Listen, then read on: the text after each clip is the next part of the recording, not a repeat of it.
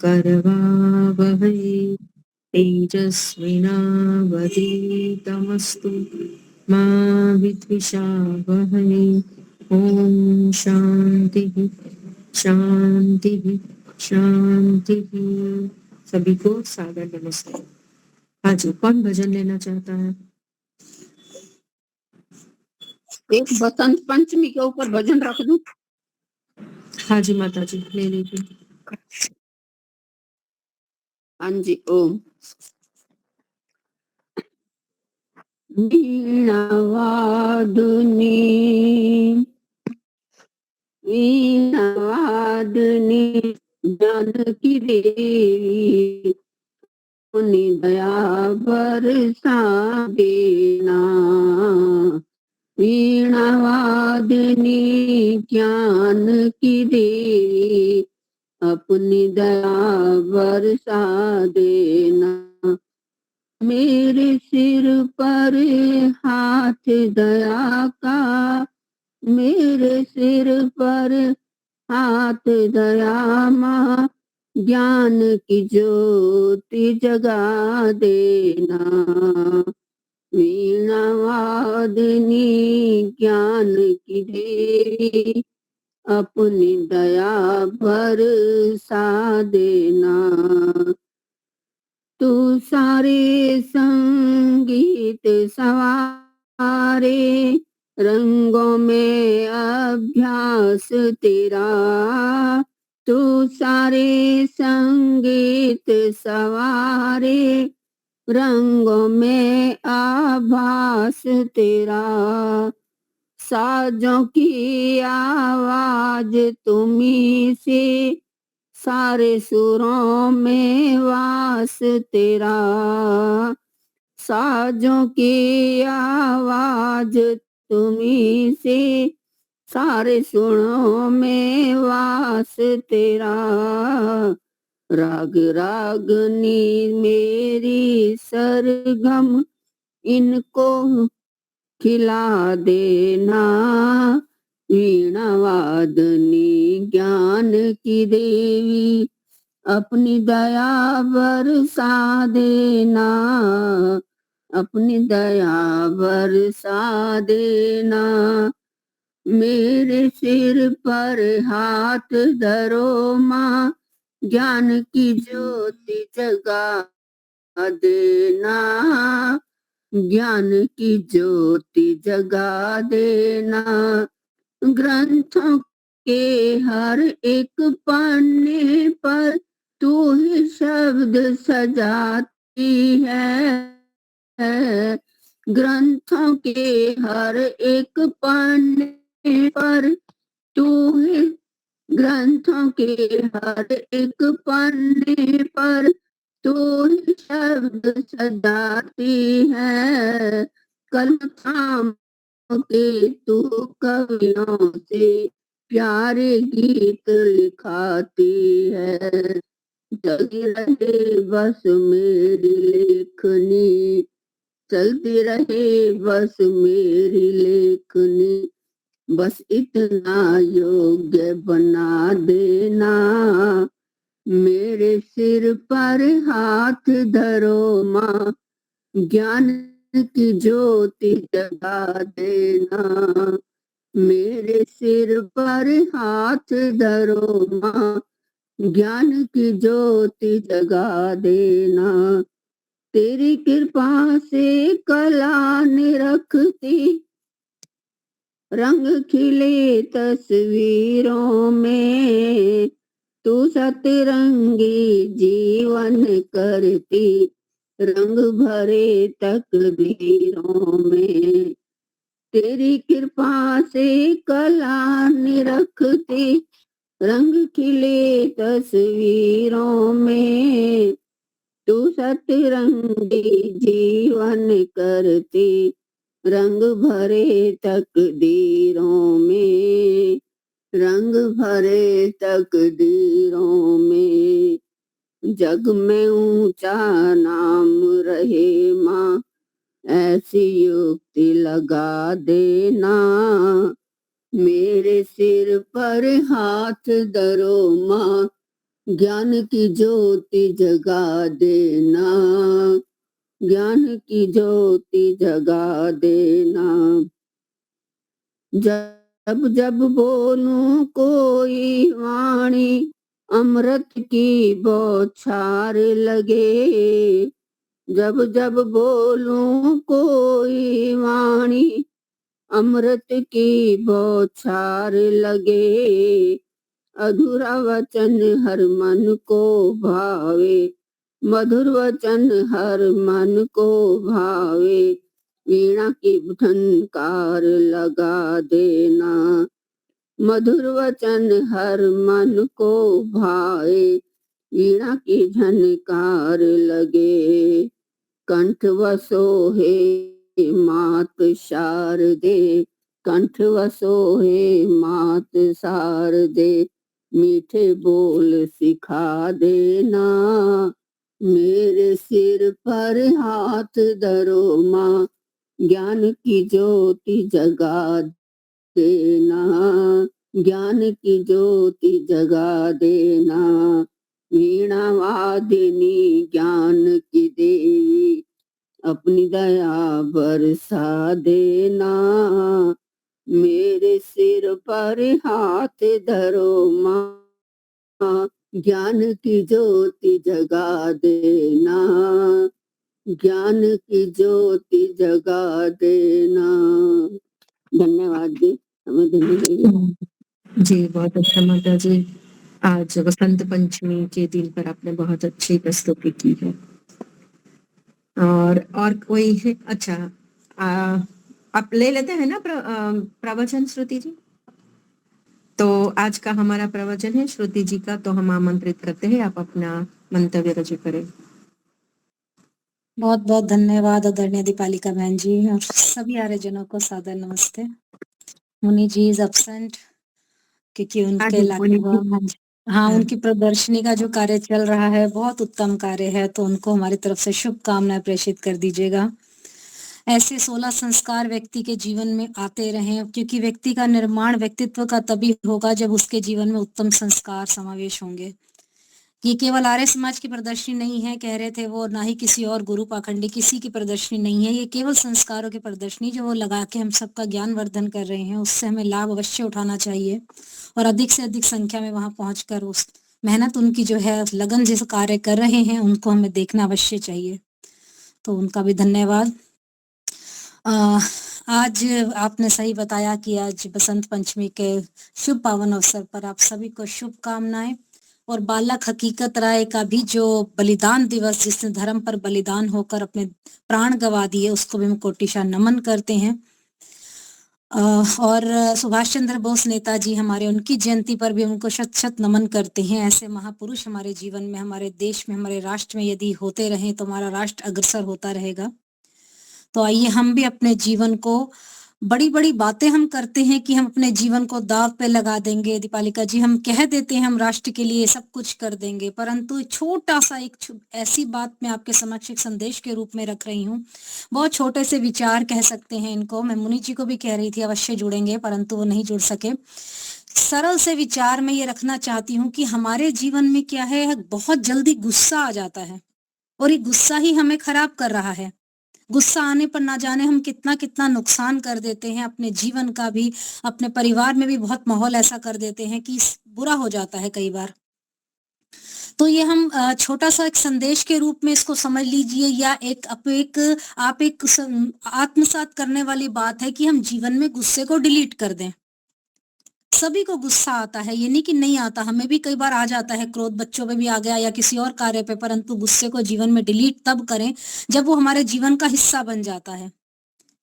अब एक बालक है, मान लीजिए राजकिशोर के नाम से, मान लीजिए उसको सब पसंद करते हैं, अच्छा बालक है, लेकिन उसके गुस्से से सबको डर लगता है। उसका मूड हद से ज्यादा खराब हुआ नहीं कि गुस्से का पारा आसमान को छूने लगता है। मान लीजिए किसी को फोन मिला रहा है और फोन कॉल ना लगने पर मोबाइल दीवार पर दे मारना, हॉर्न देने पर व्यक्ति साइड ना देना और हाथापाई कर देना, डिस्कशन करते समय किसी की आवाज तेज होने के साथ चेहरा लाल कर लेना। राजकिशोर के माइक खुला हुआ है सिंधव जी का। राजकिशोर जो बालक है उसके गुस्से के बहुत साइड इफेक्ट हैं, परिजनों ने बहुत प्रयास किया उसको साइकेट्रिस्ट के पास ले जाने के बाद अब राजकिशोर को गुस्सा आता तो है परंतु कम आता है। जो हद से पार गुस्सा होता था उससे वो उसको कम आता है। अब राजकिशोर खुद स्वयं खुश है। देखिए, गुस्सा आना स्वाभाविक है। गुस्सा सभी को आता है, किसी को ज्यादा किसी को कम। एक आध बार दिन में गुस्सा आना तो नॉर्मल बात है। और अगर ज्यादा हो जाए, गुस्सा बार बार आने लगे, गुस्सा देर तक आए, चंद मिनटों में जैसे कहते हैं ना दिमाग खराब हो जाता है, वैसा गुस्सा अगर आने लगे या फिर गुस्से में आपको बहुत कुछ तोड़ने फोड़ने का मन करे, तो ऐसे वक्त में आप एक ध्यान रखिए कि मनोरोग के साथ उसको जोड़ना गलत है। कि जिसको कोई दिमागी प्रॉब्लम है इसलिए गुस्सा उसके साथ जोड़े, बात को गलत है। अब कुछ लोग क्या है, मानसिक रूप से बीमार हो, ये जरूरी नहीं है। कुछ लोग में गुस्सा तो बीमारी का रूप ले सकता है। गुस्से को हम कई तरह से समझ सकते हैं। अब क्या है, हम किसी की पीठ पीछे बुराई करना, किसी को नीचा दिखाना, किसी को खुद अपनी बात के लिए उकसाना, मतलब किसी खिलाफ बात जैसे करते हैं उसके लिए उकसाना, झूठे आंसू बहाना, अपने नेगेटिव विचार किसी के जरिए किसी दुश्मन तक पहुंचाना, मतलब कुछ ऐसी बातें कर देना, छोटी छोटी बात में हरदम दोषी मानना अपने आप को, किसी बात पर माफी मांगना, अपनी बात की सफाई को लेकर ज्यादा चिंतित रहना, सभी से परफेक्शन की उम्मीद कि सब मेरी तारीफ करे, सब मेरे को वो करे, इस पे भी बार बार आप चीजों को चेक करना, छोटी छोटी बातों पर वहम करना, कई तरह के ऐसे बातें हैं जो हमारे जीवन में होती रहती हैं और हम उस गुस्से को पहचानने का प्रयास करें कि उनका कारण क्या है। और अग्रेसिव गुस्सा किस प्रकार का आता है हमारे को, जैसे किसी को धमका दिया, छीटाकशी कर दी, मुक्का मार दिया, तेज आवाज कर दी, कार का हॉर्न हमने तेज कर दिया, या किसी पर फिजिकल अटैक कर दिया, किसी को गाली दे दी, किसी की भावनाओं की परवाह ना करके कुछ भी बोल दिया, किसी को किसी बात की गलत सजा दे दी, सामान तोड़ दिया। इवन जानवर के ऊपर भी लोग बड़े गलत तरीके से उनको नुकसान पहुंचाते हैं।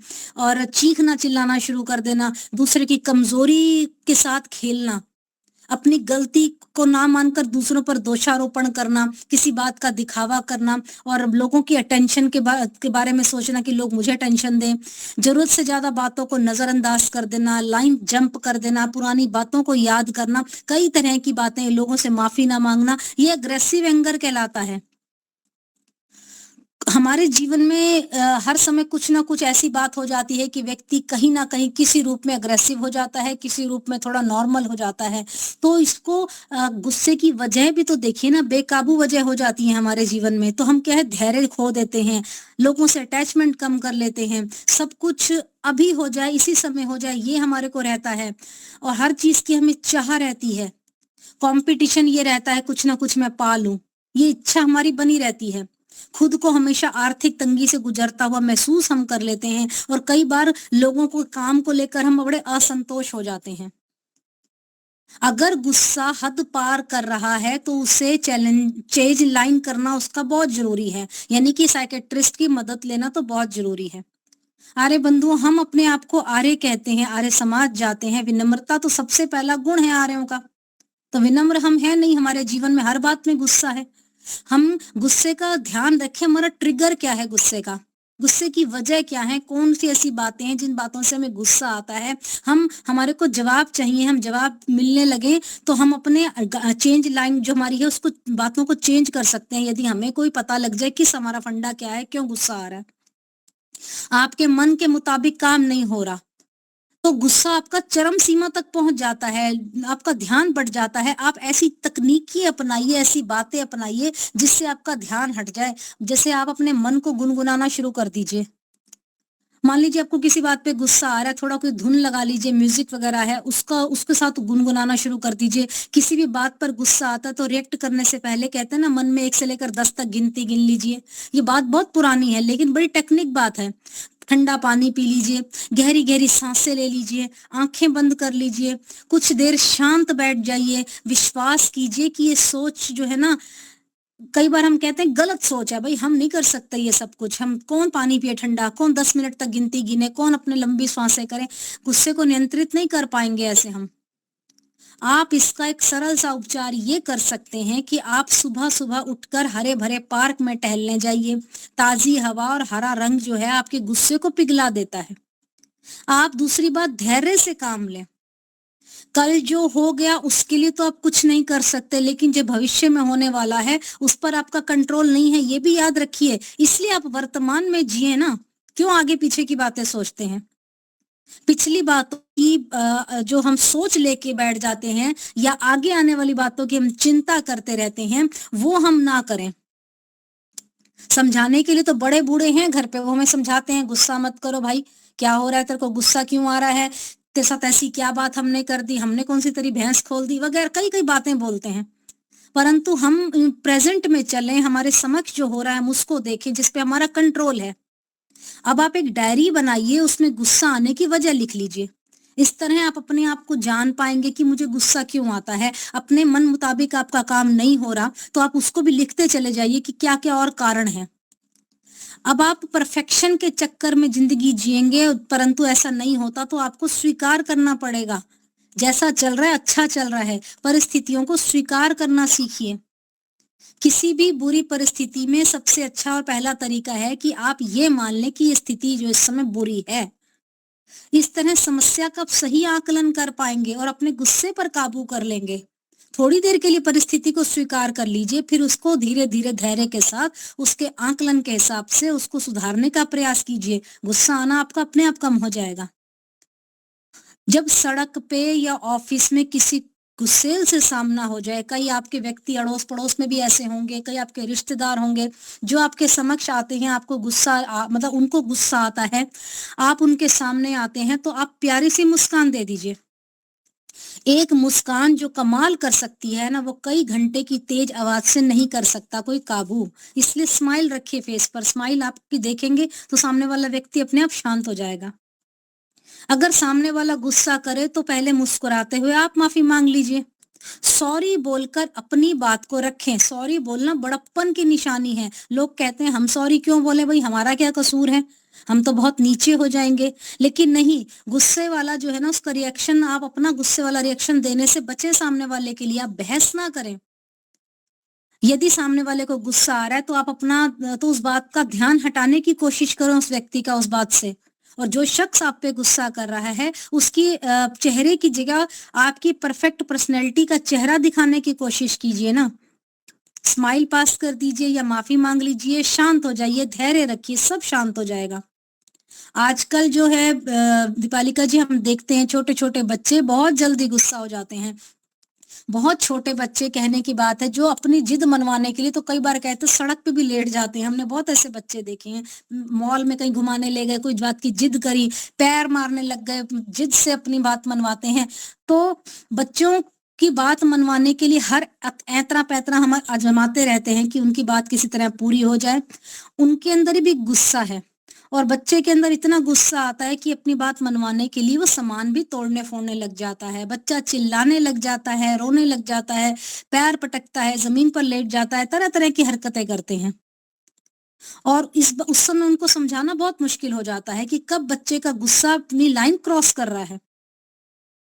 अब डिमांड ना पूरी होने पर थोड़ी देर के लिए तो बच्चा रोता है, चिल्लाता है, लेटना सामान्य बात है। परंतु ये बिहेवियर यदि उसका बहुत देर तक बहुत लंबा चला जाए, तब उसको आप उस बात की चिंता कीजिए। चिंता इस बात की कि बच्चों को इतनी देर तक गुस्सा क्यों आ रहा है। दूसरे बच्चों को कई बार बच्चा पीटना शुरू कर देता है। जानवरों को पीटने की आदत बहुत गंदी होती है। छोटा सा डॉगी जा रहा है, उसको पैर मार दिया, डंडी मार दिया, किसी सड़क वाले कुत्ते को मार दिया। बच्चों को बहुत जल्दी गुस्सा आ रहा है, तो इस बात को ध्यान में रखिए, उनका ख्याल रखने का हमें प्रयास करना है। ये अग्रेसिव बिहेवियर जो है, अगर बार बार मना करने से भी नहीं रुक रहा तो साइकेट्रिस्ट को जरूर उसको लेकर जाएं, उसकी उन बातों की जांच हम कराएं ताकि बच्चा भी शांत हो जाए। और अंत में कहूंगी, अगर आपका बच्चा बात बात पर गुस्सा हो रहा है तो उसकी एनर्जी को सही जगह पर लगाने की आवश्यकता है। ये नहीं कि वो गुस्सा कर रहा है तो आप उसको पीटना शुरू कर दें, नहीं। आप उसको म्यूजिक की तरफ डिस्ट्रैक्ट कर सकते हैं, मतलब उसका ध्यान कहीं और बटा सकते हैं, गुस्से से हटाकर उसको पेंटिंग की तरफ, उसको कहीं और क्रिएटिविटी में या कहीं घुमाने भी ले जा सकते हैं जिससे बच्चे का ध्यान बढ़ जाए। पूरा प्रयास आप कीजिए कि बच्चा अग्रेसिव ना हो। आप उसके इस गुस्से के स्वभाव से निपटने के लिए इसको स्कूल की टीचर से भी मदद ले सकते हैं। कई बार स्कूल में जाता है बच्चा, वहां भी मार पिटाई कराता है, तो अक्सर देखा है कि बच्चे जो होते हैं ना, बोलने से नहीं सुधरते, प्रैक्टिकल बातों से सुधरते हैं। जो सामने देखते हैं वही वो बच्चा बिहेव करता है। तो आप स्कूल की टीचर से बात कर सकते हैं। बच्चा जिद्दी हो, गुस्सेल हो, अगर वो अपनी गलती मान ले तो सही है, नहीं तो उन बातों को नजरअंदाज नहीं करना, बल्कि उसे तुरंत समझाना शुरू करने की बजाय आप उनकी इन बातों को देखिए जिससे उसको गुस्सा आता है। तो छोटे छोटे प्रयास यदि हम करें तो बच्चों को, बड़ों को, हम अपनी स्वयं शांत रहकर दूसरों को शांत कर सकते हैं। गुस्से को जीवन से डिलीट कर दीजिए। ये बड़ा सरल सा विषय है, हमारे लिए आम बात है, परंतु उसको हम अपने जीवन में नहीं उतारते हैं। हम बहस करने लग जाते हैं, गुस्सा आता है तो हम अपने कोशिश करें वहां से हट जाने की, या अपने चेहरे पर स्माइल रखें, उस ईश्वर का धन्यवाद दें, अपने जीवन को योग से जोड़ें, यम नियम की जो हमारे पालन करने की बातें हैं उन पर ध्यान दें। यदि बड़े लोग हैं उनकी बात कर रही हूँ। अपना जीवन इतना संतोषी बनाइए, इतना शांत बनाइए कि आपको गुस्सा आए ही ना। फिर भी व्यक्ति को गुस्सा आता है तो मैं तो कहूंगी प्राकृतिक चिकित्सा का बहुत सहारा व्यक्ति ले सकता है। दौड़ लगा सकता है, सुबह प्रातःकाल पार्क में जा सकता है। धीरे धीरे गुस्सा जीवन से हटना शुरू हो जाएगा। अपने शरीर की मालिश कर सकते हैं, अर्थात आप अपने आप को प्रकृति से जोड़ दीजिए ना, तो बहुत शांत आपका स्वभाव हो जाएगा। तो गुस्सा तो बहुत दूर की बात, आना तो सोचने की बात भी नहीं होगी। तो जीवन में छोटी छोटी बातों का हम ध्यान रखें, अपने स्वभाव को हम सुधारें, जीवन में गुस्से को डिलीट करें। एक संदेश के रूप में मैं ये विचार रख के अपने बड़ा अच्छा मुझे लग रहा है इन बातों को रखकर, विचारों को, कि हम इन संदेशों के माध्यम से स्वयं सुधरें, दूसरों को सुधारने का हम प्रयास करें। तो आइए 2 पंक्तियां कहकर अपनी वाणी को विराम दूंगी ताकि हम आदरणीय लीला माता जी के विचारों को भी सुन सकें। और जैसे मैंने बताया कि हम प्राकृतिक चिकित्सा का सहारा ले सकते हैं, अर्थात कोई दवाई का सहारा नहीं कह रही, प्रकृति से जुड़ने की बात कर रही हूँ। तो किस प्रकार हम जुड़ सकते हैं? जल्दी से उठो जरा, बिस्तर छोड़ के जाओ दौड़ के, जल्दी से उठो जरा, अर्थात प्रातःकाल जल्दी उठिए, बिस्तर छोड़ के जाओ दौड़ के, जीवन में ये बातें अपना के देखो, ऋषियों की वाणी कहीं भूल न जाना, जल्दी से उठो जरा, बिस्तर छोड़ के जाओ दौड़ के। अर्थात सुबह सुबह हम योग करें, सैर करें, प्राणायाम करें, जीवन को हम अपना स्फूर्ति वाला बनाएं। सुबह सुबह जो खुली हवा में फिरता है, दंड बैठक और तेल की मालिश करता है, सुबह सुबह जो खुली हवा में फिरता है, अरे दंड बैठक और तेल की मालिश करता है, ठंडे ठंडे पानी से मल के नहाओ, बैठकर प्रभु का मन में ध्यान लगाओ, जल्दी से उठो जरा, बिस्तर छोड़ के जाओ दौड़ के। ऐसी बातें कोई भी अपनाएगा, सुख सदा सुखी हो, दुख को दूर भगाएगा, ऐसी बातें कोई भी अपनाएगा, सदा सुखी और दुख को दूर भगाएगा, जितने हैं मानव प्यार से रहना, परोपकार करना, अपना फर्ज निभाना, जल्दी से उठो जरा, बिस्तर छोड़ के जाओ दौड़ के, जीवन में ये बातें अपना के देखो, ऋषियों की वाणी कहीं भूल न जाना, जल्दी से उठो जरा, कम से कम 100 साल जगत में जीना है, जीवन रूपी अमृत रस को पीना है,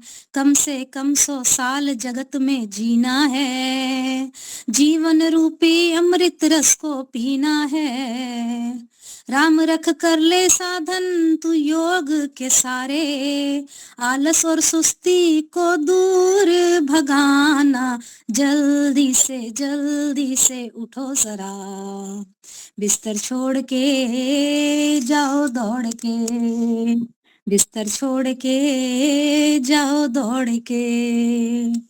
ये नियम अपना लीजिए जीवन में। जल्दी उठिए, जल्दी सोइए, दौड़ लगाइए, मालिश कीजिए, योग के नियमों का पालन कीजिए, स्वस्थ हो जाएंगे। गुस्सा तो आएगा ही नहीं जीवन में।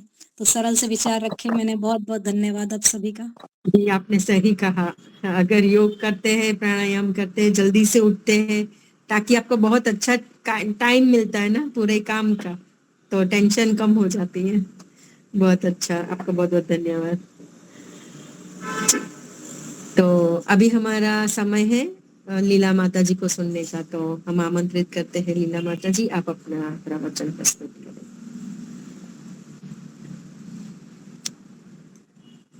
गायत्री मंत्र से हम ईश्वर की स्तुति प्रार्थना उपासना करेंगे।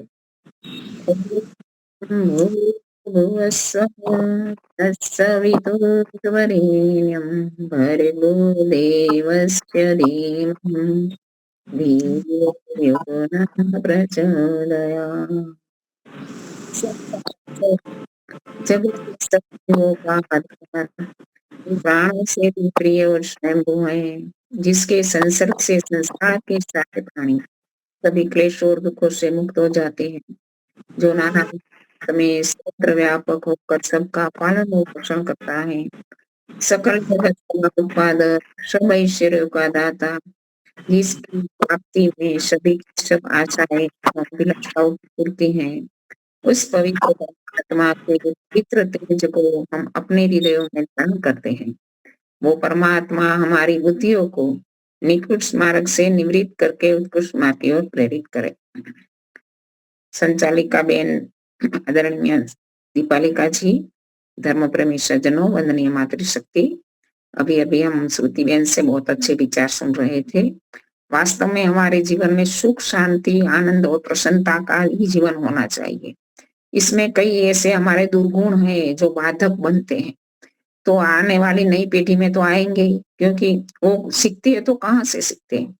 माता पिता भी आज हाई टेम्पर हो गए हैं, क्योंकि कोई भी बात बच्चों से मनवानी है तो ऐसे जल्दी से गुस्सा करके ही बोलते हैं।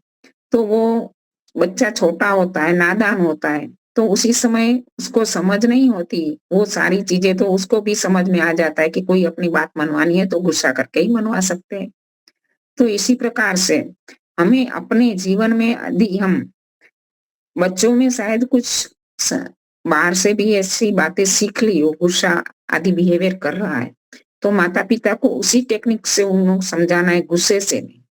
तो क्योंकि गुस्सा कब बढ़ता है, जब आमने सामने दोनों गुस्सा हो जाते हैं, तो क्रोध से क्रोध का समन नहीं होता। इसलिए हमें शांत भाव से ऐसी टेक्निक आजकल के बच्चे बहुत बुद्धिमान है, बहुत बुद्धिशाली, उसको टेक्निक से इस प्रकार की बातों से समझाना पड़ेगा, इस प्रकार से उनको बातें मनवा सकते हैं हम अच्छी टेक्निकें सोच के।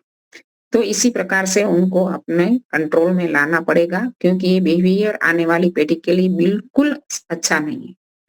क्योंकि यहाँ तक गुस्सा, हाई टेम्पर हो जाते हैं आजकल के बच्चे, एक दूसरे को मार भी देते हैं, ऐसी कई घटनाएं सुनी है, खून भी कर देते हैं।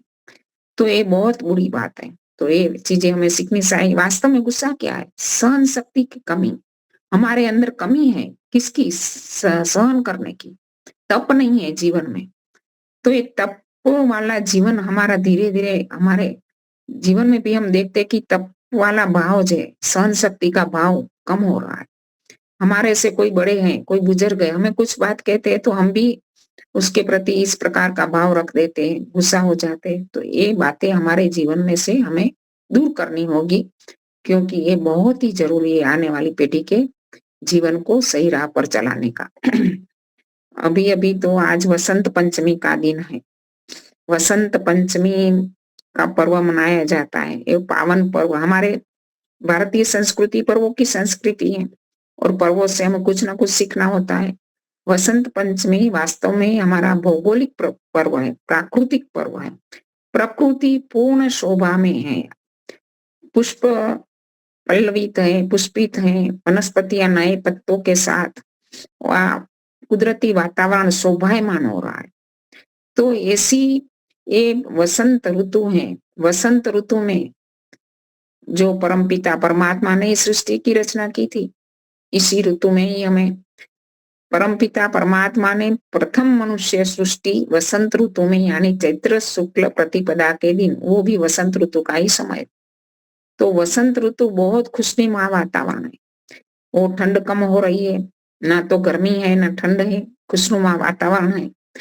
तो इन प्रकृति से भी हमें बहुत कुछ सीखना है। बेबी बहन ने कहा नेचर, कुदरती जीवन बहुत ही अच्छा जीवन होता है। कुदरत से हम बहुत कुछ सीखने को मिलता है कि कुदरत वृक्ष वनस्पतियां अपने पत्र, अपने पुष्प आदि जो भी उनके पास है, फल है, पुष्प है, पत्र है आदि, जो भी वो संसार के उपकार के लिए ही वो देती है। प्रकृति अपना कुछ भी भोग नहीं कर सकती। प्रकृति का सारा भोग जीवात्माओं के लिए है। तो ये प्रकृति हमें दे रही है और जितना देती जाती है इतना नया नया उनके पास आता जाता है। तो हमें भी यही सीखना है कि हमारे पास जो भी हो, धन हो, विद्या हो, शक्ति हो, कुछ विशेष बातें हो, तो हम दूसरों को दे, समाज के कल्याण के लिए दे। जितना हम देते जाएंगे उतना हमारे पास नया नया आता जाएगा। ये संसार का नियम है। तो प्रकृति से हमें यही सीखना है। और आज का दिन एक विशेष दिन रूप में है कि बाल हकीकत राय, वो बहुत हमारे इतिहास की ऐसी घटना है कि वो हमारे दिल को कंपा देती है कि 14 साल के बच्चों को किस प्रकार से, किस क्रूरता के साथ मारा गया। क्यों? उसका क्या दोष था? केवल मात्र दोष था कि उसने इस्लाम ग्रहण नहीं किया था। तो हकीकत राय का जीवन, ऐसे सियालकोट में उनका जन्म हुआ था, वो अभी पाकिस्तान में है। उस समय हिंदुस्तान और पाकिस्तान ये विभाजन नहीं था, एक ही देश था। और सियालकोट बाहुमूल्य मुस्लिम इलाका था और वहां तो मुस्लिमों में तो मदरसे होते हैं और उसी समय फारसी भाषा का प्रचलन था। तो फारसी सीखने के लिए उनको वहां जाना पड़ा मदरसे में। तो उसके समय उनके जो क्लासमेट थे, जो सह विद्यार्थी थे, वो सब वो अच्छा लड़का था, बड़ा होशियार लड़का था, होनहार लड़का था। वो मॉनिटर के रूप में उसको चुना गया था। तो एक दिन क्लास टीचर की एब्सेंट में बच्चे साहब बहुत तूफान कर रहे थे, तो उसने कुछ बच्चों को डांटा। तो मुस्लिम बच्चों ने उनको गाली दी, उनकी माता दुर्गा के ऊपर गाली दी। तो उसी समय उनको सहा नहीं गया। उसने कहा कि मुझे गाली देता तो ठीक है, मैं सह लेता, लेकिन हमारी जो संस्कृति की धरोहर है, हमारे जो पूज्य है, हमारे इतिहास में पूज्य बन गए, उनको गाली में सहन नहीं कर सकता। वो यदि तुम्हारी बीबी फातिमा जो तुम्हारे लिए जितनी पूज्य है, इतनी ही माता दुर्गा हमारे लिए पूज्य है। तो यदि आपके साथ ऐसा व्यवहार किया जाए तो आपको कैसा लगेगा? इतनी सी बात कहने पर सारा क्लास उमट पड़ा उसके ऊपर, क्योंकि वो सारे मुस्लिम बच्चे थे। बाद में बात उसके टीचर के पास गई। बाद में वहां तो इतना ऐसा कड़ा नियम था कि इस्लाम के विरोध में एक हरफ भी किसी ने उच्चारा है तो उसको मौलवी के पास जाना था। मौलवी के आगे काजी था, कोई न्याय कोर्ट के ऐसा कोई न्याय देने वाला नहीं था, कोर्ट वाला न्याय, वो काजी न्याय करता था। और काजी का न्याय क्या था कि इस्लाम के विरुद्ध में आप उन्हें जो भी बोला है, यदि आप इस्लाम ग्रहण कर लेते हैं तो ही आप माफी के लायक है, अन्यथा आपकी सजा मृत्युदंड ही है। तो उसने तो कहा कि नहीं, मैं ऐसे धर्म को कभी भी स्वीकार नहीं करता, क्योंकि जिस धर्म में क्रूरता है, अन्याय है, अधर्म है, ऐसे धर्म को स्वीकार करना जीना क्या, इससे तो अच्छा है कि मैं मर जाऊं। तो उसने कहा कि मुझे मृत्युदंड स्वीकार है लेकिन इस्लाम ग्रहण करना स्वीकार नहीं। उनके माता पिता ने भी बहुत समझाया, इस्लाम ग्रहण कर ले, हमारी आंखों के सामने तुम जिंदा तो रहेगा। लेकिन बाल हकीकत राय ने वो बात स्वीकार नहीं की और उसको क्रूरता, इतनी क्रूरता से मारा गया कि उसके ऊपर पत्थर फेंके गए। वो पत्थर, एक खड्डा खोदा गया और खड्डे में उसको खड़ा किया गया और उसके ऊपर पत्थरों की वर्षा हो गई। पत्थर की वर्षा को देखकर वो पत्थर की वर्षा हो रही थी और वो भगवान को याद कर रहा था। उसके मुंह से सदा ही ईश्वर का ही नाम निकल रहा था, वंदे मातरम, जय माता, ऐसा ही बोल रहा था। और उसी समय एक जल्लाद ने देखा, उसको सहन नहीं हुआ कि एक बच्चे को कितनी क्रूरता से मारा जा रहा। तो उसने अपनी तलवार से एक झटके से उसके सिर को अलग कर दिया। तो उसी प्रकार उसको इतनी क्रूरता से मारा गया। और उसकी जब शव यात्रा निकली तो सियालकोट में आदि एक भी फूल नहीं बचा था किसी के पास कि उसके सबके ऊपर ना डाला। सारे हिंदू एकत्रित होकर उसकी शव यात्रा में एकत्रित थे, लेकिन इस इस्लाम के विरुद्ध कुछ भी नहीं कर सके, इतनी उसकी वर्चस्व था। तो आज भी हमारे सामने यही परिस्थितियां आ रही है, हमें जागृत होने की जरूरत है, अन्यथा ऐसे दिन आ जाएंगे इस्लामी बहुमत वाला, तो हमें भी इस प्रकार की क्रूरतापूर्ण समाज है, तो इसे अन्याय और अधर्म से मारा गया। तो इस 14 साल के बच्चे के अंदर इतनी धर्म शिक्षा के संस्कार, क्योंकि मदरसे वाले बच्चों में तो वही कट्टरता भरी जाती है इस्लाम के लिए, लेकिन वो तो कोई मदरसे में जाता नहीं था, ऐसे केवल फारसी भाषा सीखने के लिए गया था। और हमारे हिंदुओं में तो कोई ऐसा स्थान नहीं था, ऐसी कोई पाठशाला नहीं थी कि वहां धर्म शिक्षा दी जाए। वो तो पाठशाला थी, उनके घर की पाठशाला थी, और उनके माता पिता ने वो धर्म शिक्षा के संस्कार दिए थे। वो मरते समय उसके माता पिता ने कहा इस्लाम स्वीकार कर ले, तो वो कहता है माता जी आपने तो मुझे सिखाया है, धर्म सबसे बड़ा है, धर्म के आगे जीवन भी कुछ भी नहीं। तो ये धर्म शिक्षा, स्वाभिमान, अपने धर्म के लिए मर मिटना, आज हमारे बच्चों में धर्म शिक्षा कहाँ? हम घरों में उनको धर्म शिक्षा दें, अपने धर्म के प्रति, अपनी संस्कृति के प्रति, अपने देश के लिए मर मिटने की शिक्षा हमें देनी चाहिए।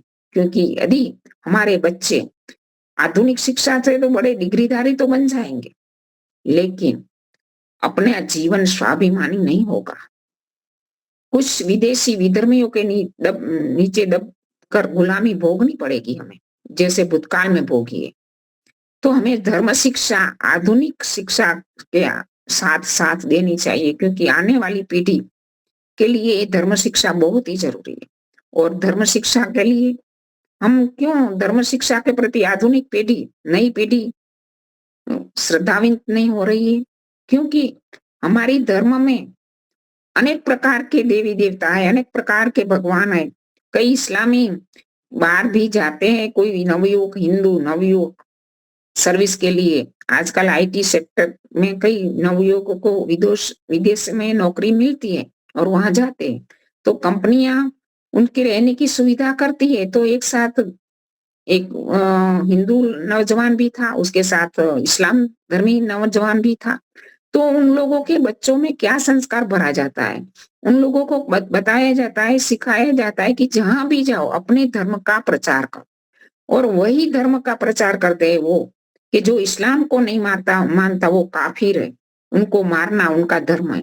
तो वो इस्लाम की सर्वोपरिता सिद्ध करने के लिए उनके सामने इस्लाम ही सब कुछ है, ऐसा सब बातें उनको बताते रहते। और हमारे हिंदू युवक युवतियां, उनको कुछ अपने हिंदू धर्म की विशेषता उनके सामने है ही नहीं, क्योंकि बचपन से उन्होंने सीखा ही नहीं, हमने बताया ही नहीं। तो इसलिए हमारे शास्त्रों के प्रति अपने धर्म की जो मूल्य है, मानव मूल्य वाला हमारा धर्म, हमारे नवयुवकों को बताया नहीं गया, तो वो क्या बताएंगे? तो वो तो ऐसे ही भटक भटक जाएंगे और इस्लाम आदि को ग्रहण कर लेंगे। आज भी कई विधर्मी बनते जा रहे हैं। तो ऐसे एक नवयुवक ने ऐसे, उनको जब वो जॉब पर से आता था, रूम पर आता था, तो इस्लाम धर्मी नवयुवक उनको बार बार इसी बात को दोहराता था।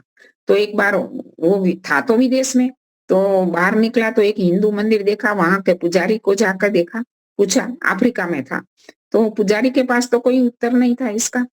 तो इसके बाद वो उसको एक आर्य समाज मंदिर मिला और सत्यार्थ प्रकाश नाम की पुस्तक मिली। तो दूसरे दिन उसने उनके सारे प्रश्नों का उत्तर दे दिया। तो उसको लगा कि ये बातें आपको कहाँ से, किसने बताई? तो उसने कहा ये सत्यार्थ प्रकाश ने बताई, महर्षि दयानंद ने बताई।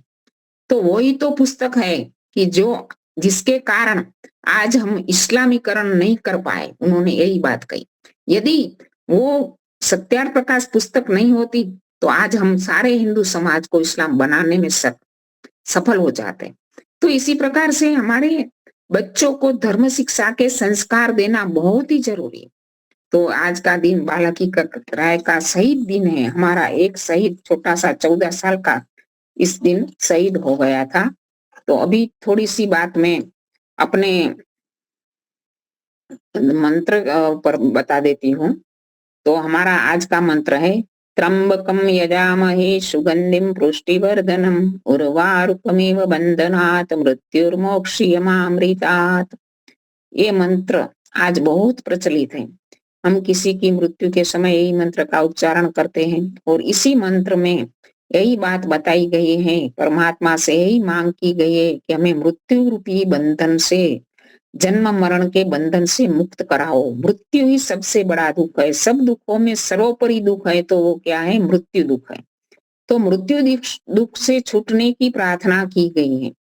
तो इस मंत्र के भाव इस प्रकार है कि त्र्यंबकम, वो परमपिता परमात्मा को त्र्यंबक कहा गया है। वो तीनों लोकों का पालन करने वाला है। तीनों लोक क्या है? ये पृथ्वी लोक है, अंतरिक्ष लोक है और धो लोक है। पृथ्वी लोक में हम कहते हैं बुरकने प्राणाय स्वाहा। पृथ्वी लोक यानी भू भू लोक का देवता अग्नि है और हमारे शरीर रूपी पृथ्वी लोक का देवता प्राण है। तो इसी प्रकार भूर्वावे अपानाय स्वाहा, वो अंतरिक्ष लोक का देवता वायु है। वायु अंतरिक्ष लोक में ज्यादा बहती है और वायु भी शुद्धि का काम करती है। यदि वायु नहीं बहेगी तो अशुद्ध हवा दूर नहीं होगी। और अग्नि भी शुद्ध करने का काम करती है। ये तो हम सब प्रचलित है कि यज्ञ के माध्यम से हम प्रतिदिन आहुतियां देकर हवा को शुद्ध करते हैं। और इसी प्रकार हमारे शरीर के अंदर अपान वायु है, जो अपान वायु हमारे शरीर को शुद्ध करती है, क्योंकि अपान वायु से ही मल आदि निष्कासित होते हैं। इसी प्रकार जो स्वलोक है वो आदित्य लोक है, धौलोक है। धौलोक का देवता है आदित्य यानी सूर्य। सूर्य भी ऐसे अशुद्धियों को दूर करता है। सूर्य कई दिन तक नहीं होता है तो हम कहते हैं नहीं कि वायरस कीटाणु आदि फैल जाते हैं, रोग बढ़ जाता है। और इसी प्रकार हमारे शरीर के अंदर का देवता है जो समान वायु, व्यान वायु।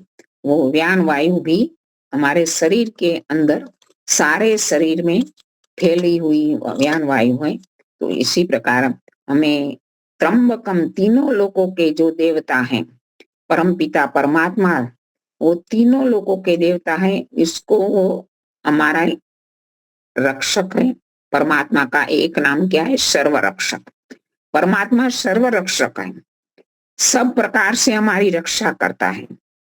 जैसे हम किसी की रक्षा करते हैं थोड़ी सी भी, शरीर से, मन से, धन से, तो भी सामने वाला व्यक्ति हमारे लिए कितना कृतज्ञ बनता है, तो हमारा धन्यवाद करता है। परमपिता परमात्मा तो हर समय हर स्थान पर हमारी रक्षा कर रहा है।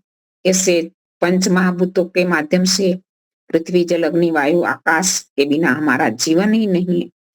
और इसके साथ जो 5 ज्ञानेंद्रियां और 5 कर्मेंद्रियां देकर हमारी रक्षा कर रहा है। यदि परमात्मा ने दी हुई इंद्रियों में थोड़ी सी भी कमी आ जाती है तो हमें कितना महसूस होता है कि इस इंद्रिय का कितना महत्व है। परमपिता परमात्मा ने सारे प्रकार के जो ज्ञानेंद्रियों के विषय वो संसार में उपलब्ध किया है।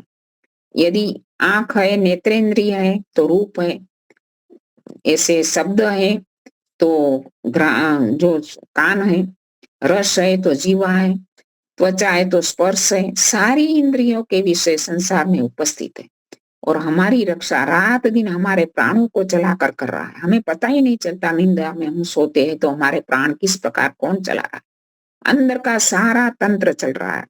एक ऐसा समय था कि जब हमने पहला श्वास इस संसार में लिया, उसी समय परम किसी एक शक्ति ने हमारे प्राणों को, जैसे घड़ी में हम चाबी देकर उसको घड़ी को चालू करते हैं तो जब तक इसमें जो बैटरी रहती है तो तब तक टप टप करती रहती है। इसी प्रकार हमारे जीवन की शुरुआत में उस महान शक्ति ने एक चाबी देकर प्राणों को चलाया है, तो जीवन भर चलता रहता है प्राण। जब से जीवन चालू हुआ है तब से मृत्यु तक के प्राण अपना काम करता रहता है। तो कितनी बड़ी रक्षा है। और इसी प्रकार हमारे अंदर जो मुट्ठी जितना, अपनी मुट्ठी के कहा गया कि हर व्यक्ति की मुट्ठी की कद का उनका हृदय होता है। वो ऐसा पंप है जो अविरत चलता रहता है, और इसी पंप के माध्यम से सारा शरीर के अंदर रक्त का वितरण होता रहता है। और फिल्टर प्लांट लगाया हुआ है किडनी का। किडनी भी कितनी फिल्टर कर रही है हमारे शरीर को। यदि किसी भी अवयव में थोड़ी सी त्रुटि आ जाती है, थोड़ी सी कमी आ जाती है, तो हमें कितना बड़ा दुख महसूस होता है, शरीर को कितनी बड़ी हानि हो रही है। तो इसी से हमें मालूम होता है कि ईश्वर हमारी कितनी अद्भुत तरीके से रक्षा कर, और ये रक्षा केवल एक व्यक्ति की नहीं कर रहा है, संसार के हर जीव की कर रहा है, हमारी भी कर रहा है। कोई अच्छे आज अभी भी मैंने जो हकीकत वाली बात बताई, इसमें अधर्मी, विधर्मी, पापी है, आतंकवादी है, उनकी भी रक्षा ईश्वर कर रहा है। ऐसा नहीं है कि उनको हवा नहीं दे रहा, जल नहीं दे रहा, वायु नहीं दे रहा, वर्षा हमारे यहाँ हो रही है उनके यहाँ नहीं हो रही है, ऐसा नहीं है। ईश्वर समान रूप से सब जीवों की रक्षा करता है, इसलिए वो सर्वरक्षक है, सब प्रकार से रक्षा करता है और सबकी रक्षा करता है। तो उनकी रक्षा में हम रक्षित हैं। तो परमपिता परमात्मा विशेष रक्षा विशेष व्यक्तियों की करता है, लेकिन सामान्य रक्षा तो सबकी करता है। विशेष रक्षा विशेष योगियों की, विशेष तपस्वियों की, विशेष विद्वानों की, और विशेष न्याय के पथ पर, धर्म के पथ पर चलने वाले धार्मिक लोगों की करता है। किस प्रकार से करता है? वो उन लोगों की विशेष रूप से रक्षा ज्ञान विज्ञान बढ़ाकर करता है, उनको मेधा बुद्धि देकर भी करता है, उनकी विशेष भक्ति करने वालों को जन्म मरण के बंधन से छुड़ाकर मोक्ष के प्रदान करके करता है। तो इसी प्रकार परम पिता परमात्मा त्र्यंबकम है, वो तीनों लोगों का पालन करने वाला है, हमारी रक्षा करने वाला सर्वरक्षक है। उनसे हमें क्या करना है? यजाम है, उनकी हम स्तुति करें, उनकी हम प्रार्थना करें, उनकी हम उपासना करें, उनकी स्तुति करें। किसी भी व्यक्ति की स्तुति करने से उसके प्रति हमारी प्रीति बढ़ती है, उसके प्रति हमारा प्रेम बढ़ता है। और जैसे कोई भी व्यक्ति अपना आदर्श किसी को मानता है, अपना रोल मॉडल, कोई महान पुरुष को मानेगा, कोई फिल्म एक्टर को मानेगा, कोई ऐसे गुरु को मानेगा, तो जिनको अपना आदर्श मानेगा उनके उनकी वो स्तुति करेगा, वो उनके गुणों को देखेगा, उनके कार्यों को देखेगा, उनकी विशेषताओं को देखेगा और अपने जीवन में उन विशेषताओं को लाने का प्रयत्न करेगा। बचपन में माता पिता बच्चों के लिए आदर्श होते हैं, तो माता पिता अभी भी जो मैंने बात बताई कि बच्चा छोटा होता है तब क्या होता है, उसका सुपरवाइजर कौन है? उसका वो ही उनके माँ के आसपास घूमता रहता है। माँ जो करती है वो निकटता से देखता है, और स्तुति करनी है तो हमें निकटता से करें, समीपता से करें, सूक्ष्मता से करें। तो इन एक प्रकार की स्तुति होती है। तो हम महान पुरुषों के आदर्श चरित्रों की भी निकटता से स्तुति करें, जैसे स्वामी श्रद्धानंद ने महर्षि दयानंद की स्तुति करने से पहले उनको निकटता से देखना चाहा कि उनकी दिनचर्या कैसी है, सुबह में क्या करते हैं, कैसा खान पान है, कैसा आचरण है, सब कुछ देखना चाहा। निकटता से देख कर वो एक उनकी स्तुति करे। तो हमारे गुरुओं को, जो भी हम गुरु बनाए, उनकी भी हम निकटता से देखना चाहिए, क्योंकि यदि हम उसको अपना आदर्श मान रहे हैं तो उनके गुणों को निकटता से देखना चाहिए। तो इसी प्रकार गुरुकुल में आचार्य होता है, तो शिष्यों के लिए, ब्रह्मचारी ब्रह्मचारिणियों के लिए वो उनका आदर्श है, तो वो उनको निकटता से देखते हैं, क्योंकि रात दिन उनके साथ रहता है। तो जैसे ईश्वर हमारा सबसे श्रेष्ठ आदर्श होना चाहिए, क्योंकि ईश्वर के समान ना कोई हुआ है ना कोई होगा। तो ईश्वर हमारा सर्वश्रेष्ठ आदर्श है, तो ईश्वर की हम निकटता से स्तुति करें। वो ईश्वर की हम यजामहे सुगंधिम, उसकी स्तुति करने से क्या होगा? उसकी स्तुति करने से उनके जैसे गुण, कर्म और स्वभाव है, ऐसे गुण कर्म स्वभाव हमारे बनते जाएंगे। अभी क्रोध के बारे में जो बताया गया, यदि हम ईश्वर की स्तुति के लिए कोई भी मंत्र ले लें और बार बार उनका शांति से उच्चारण करते रहे, तो उनकी जो ध्वनियां निकलेंगी, उनके जो तरंग निकलेंगे, वो भी हमारे मानसिक वातावरण को इफेक्ट करते हैं। तो ऐसे ऐसे मंत्रों के उच्चारण क्या लयमय वातावरण बनाए तो भी बच्चों के मानस में थोड़ा सा परिवर्तन आएगा ही। तो इस प्रकार ईश्वर की स्तुति के लिए हम उन मंत्रों का उच्चारण करें, उनको मंत्रों के अर्थों को समझे, उनके संबंध को समझे और ईश्वर के गुणों को देखें, तो हमारा जीवन में गुण बदलते जाएंगे, हमारे कर्म बदलते जाएंगे, हमारा स्वभाव बदलता जाएगा। तो ईश्वर के गुण कर्म स्वभाव को देखकर अपने गुण कर्म स्वभाव को हम बदल सकते हैं, हम बहुत इसमें सुधार ला सकते हैं। तो ईश्वर की स्तुति करने का ये बड़ा फायदा है। तो ईश्वर को क्या कहे, त्र्यंबकम यजामहे सुगंधिम, वो हमारी सुगंधि को फैलाने वाला है, हमारे यश को फैलाने वाला है। यदि हम ईश्वर के बताए हुए मार्ग पर चलेंगे तो हमारी जीवन की सुगंधि अवश्य बढ़ेगी। हमारे महापुरुषों का जीवन की सुगंधि यश आज भी जीवित है। कहते हैं न कि चलम चित्तम चलम वित्तम चला चलम सर्वम, सब कुछ चलायमान है, सब में परिवर्तन है। जो मन भी चलित होता है, जो धन भी चलित होता है, प्रकृति में भी परिवर्तन है, जड़ वस्तुओं में भी परिवर्तन है, सारी प्रकृति धीरे धीरे ह्रास की ओर जा रही है। तो इसी प्रकार हर वस्तु चलायमान है, परिवर्तनशील है। तो हमारा जो यश है वो ही स्थिर है, क्योंकि ये शरीर तो जब से हम बच्चे थे, छोटे थे, बड़े हुए, युवा हुए, प्रौढ़ हुए, वृद्ध हो गए अभी, तो ये परिवर्तन आएगा, परिवर्तन हमें स्वीकारना है। लेकिन इस परिवर्तन के साथ हमें ये भी देखना है कि कुछ चीजें अपरिवर्तनशील है। जैसे हमारा यश, हमारा गुण, हमारे जो संसार में हम छोड़ के जाएंगे, हमारी कीर्ति वो सदा रहेगी। तो हमें इस संसार में जाए तो ऐसा कुछ करके जाए कि आने वाले संसार हमें याद करे। हमारे महापुरुष ने ऐसा ही कुछ किया है, हमारे वैज्ञानिकों ने ऐसी कुछ दे के गए कि जिनके कारण आज हम मुझे याद करते हैं। तो हमें भी हमारी कीर्ति, हमारा यश वो सदा स्थिर रहता है, हमारी सुगंधी जीवन की सदा रहेगी। तो हमें हमारी जीवन की सुगंधी बढ़ानी है, तो हम ईश्वर की स्तुति करें, उसकी प्रार्थना करें, उपासना करें, उनके जैसा जीवन में हमारा परिवर्तन जरूर लाए। पुष्टिवर्धनम, वो पुष्टि करने वाला है। हमारे शरीर में रस, रक्त, मांस, जैसे बच्चा छोटा है, 1 माह का बच्चा, 2 माह का, 3 माह, 4-5 माह का, बनते बनते तो परिवर्तन हमें बहुत ही जल्दी दिखने में मिलता है, क्योंकि उनकी पुष्टि जल्दी हो रही है। तो हर एक चीज में पुष्टि हो रही है, वृक्षों में, वनस्पतियों में, फल में, पुष्प में, सब में पुष्टि हो रही है। तो पुष्टि करने वाला कौन है? कोई बाहर से तो हम पुष्टि कर नहीं रहे, वो अंदर से पुष्ट हो रहा है। हमारा शरीर भी इसी प्रकार, हमारा मन भी पुष्ट हो चुका है, हमारी आत्मा भी पुष्ट होती है। तो ये पुष्टि हमारी कहाँ से मिलती है? कहते हैं महर्षि दयानंद, शरीर, आत्मा और समाज के बल का देने वाला है।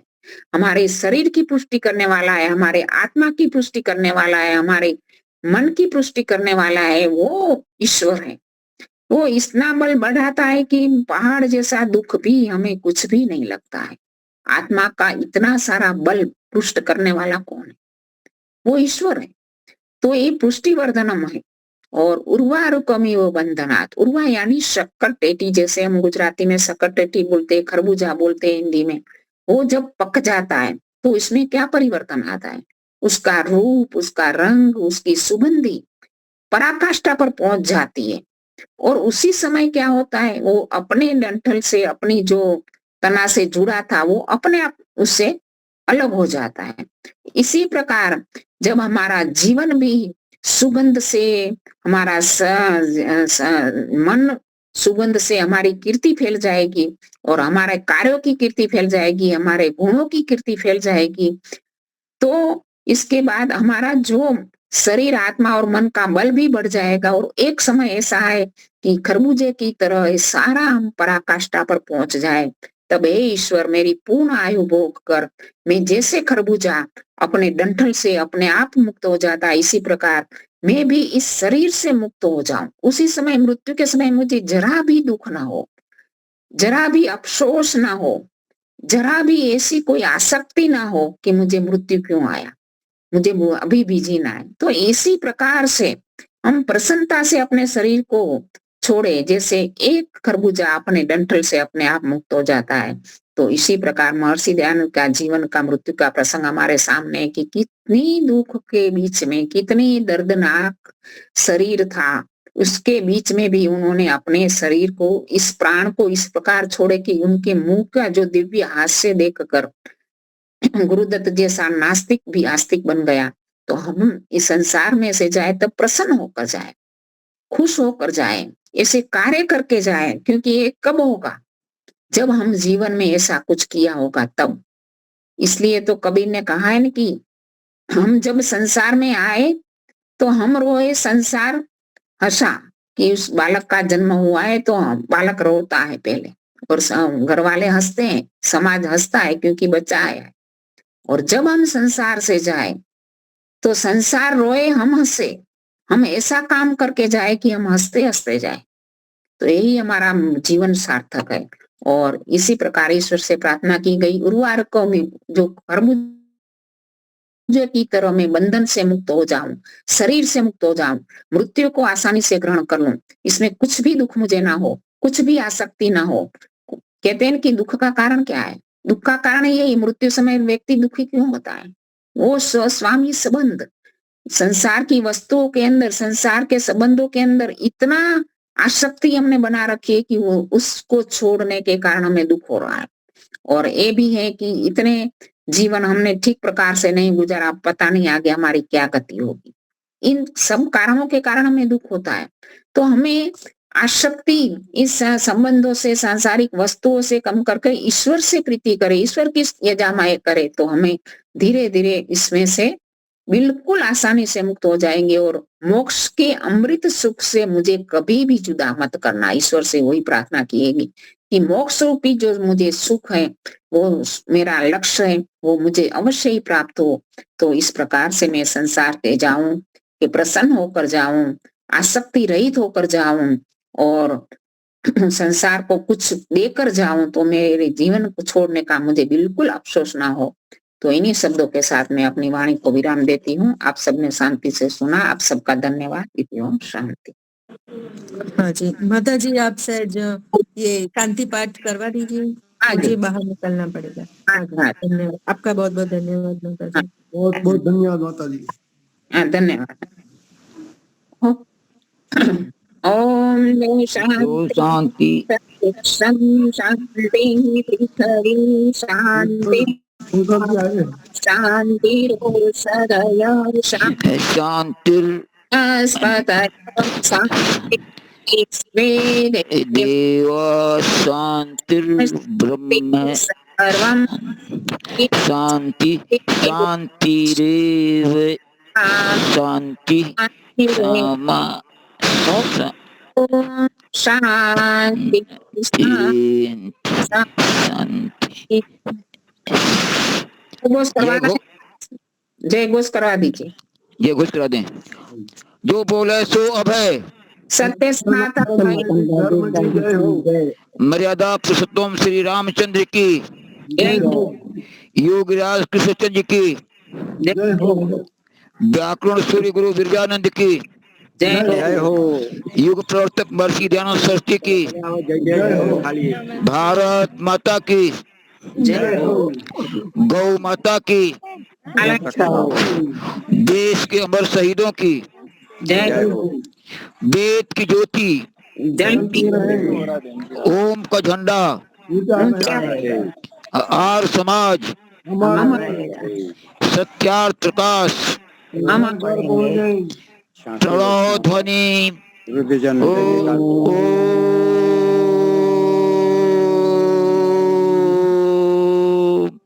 वैदिक अभिवादन। सबको सादर नमस्ते। सर्वेभ्यो नमः। नमस्ते जी, नमस्ते। सभी को नमस्ते। बस हमारी दुनिया अभी अलग है, फिर भी आता रहता हूँ यहाँ, कोई चिंता नहीं। ये बाल मेला કાર્નિવલ બાળમેળો વડોદરામાં ભરવામાં આવ્યો છે. આજે અત્યારે 5 વાગે ઉદ્ઘાટન થશે. આચાર્ય દિનેશજી આવી ચૂક્યા છે. પછી વડોદરાથી અમારા પેલા બેન મનીષાબેન જે ભજન ગાય છે એ છે, આ અમારા મીનાબેન છે, શંકરજી અમારા અહીંના છે, स्वामी आचार्य प्रियेश जी है, ये सब तैयारी हो रही है। वैशाली जी है। यज्ञ अभी प्रारंभ होगा। यहाँ हमारी सारी कुटिया है, 16 संस्कार, पंच महायज्ञ विधि आदि है। तो आप आइए। ऑनलाइन ही होता है, प्रत्यक्ष होता है। तो आइए, बहुत सारे बच्चे आ रहे हैं, बच्चों के लिए ही विशेष है। तो बहुत सारा इस प्रकार से अच्छा ग्राउंड हमें मिला है, बाकी औरों के लिए छोटा छोटा स्टॉल मिला है। इसका कारण ये भी है कि हमारे अनंत भाई पटेल वडोदरा के, उनका लड़का ही ये शिक्षण बोर्ड का वो चेयरमैन है। तो इस माध्यम से हमें आर्य समाज के नाम से नहीं, लेकिन ये बाल 16 संस्कार के द्वारा मानव निर्माण किया जाता है, इस क्षेत्र से, धार्मिक क्षेत्र से नहीं। तो इस प्रकार से हमें मिली है। तो नहीं हमें ये आर्य समाज का नाम देना है, नहीं महर्षि दयानंद का नाम देना है, बात वही वेदों की करनी है। तो इस प्रकार से रचा है।